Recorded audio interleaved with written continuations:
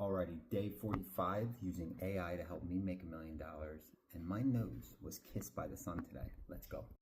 So we just got done a nice little beach afternoon / morning kind of extravaganza. Took the paddleboard out today, which is crucial for me to make this $1 million. In order for me to even come close to making $1 million in 180 days, I need to get the paddleboard in the water at least, I'd say 18 times, 10% of this little journey here. So that being said, one of the best ways, and for me personally, like if you guys are new here, how I'm making my money is a lot of sales focus. So I own a solar company.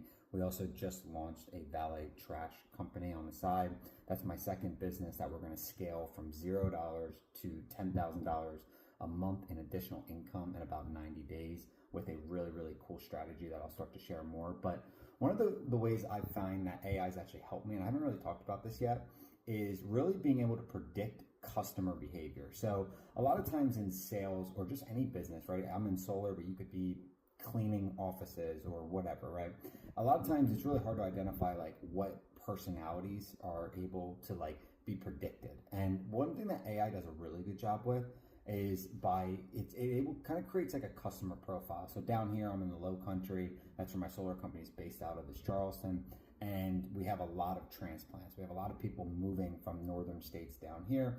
And we're able to identify that. And we're actually able to identify trends in areas that they're moving in Charleston. For example, Mount Pleasant or West Ashley, like what type of clientele, where are they usually from? We're actually seeing like predictive trends, like people from Ohio tend to move over by Johns Island, for example, but people from like New York tend to move over to Mount Pleasant.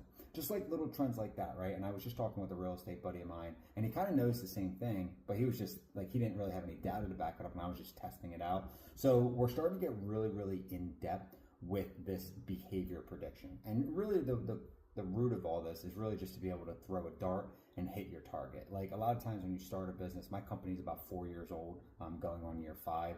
The first like 2-3 years, like a lot of times what we're doing is we're just like throwing shit at a wall and just seeing what sticks. Now we kind of know what we're doing. We're actually like good at what we do, right? So now it's like, okay, it's fun. It's like, let's get a little bit more particular or specific, I should say. And that's really just a major benefit because it just saves us a ton of time. So if you guys are new here, I appreciate you following, like, and subscribing. If you guys want tips, tricks, whatever it is, you guys want my prompt, feel free to send that over. But the last thing I'll leave you with here, I'm really looking for some feedback. One of the hardest parts about this journey is actually making this silly little video. I really don't like to record things when I work, and I find it kind of distracting. So if you guys have any feedbacks, tips, tricks for me, go ahead, leave a comment below. But my name's Colin Segan. Stay blessed, keep crafting.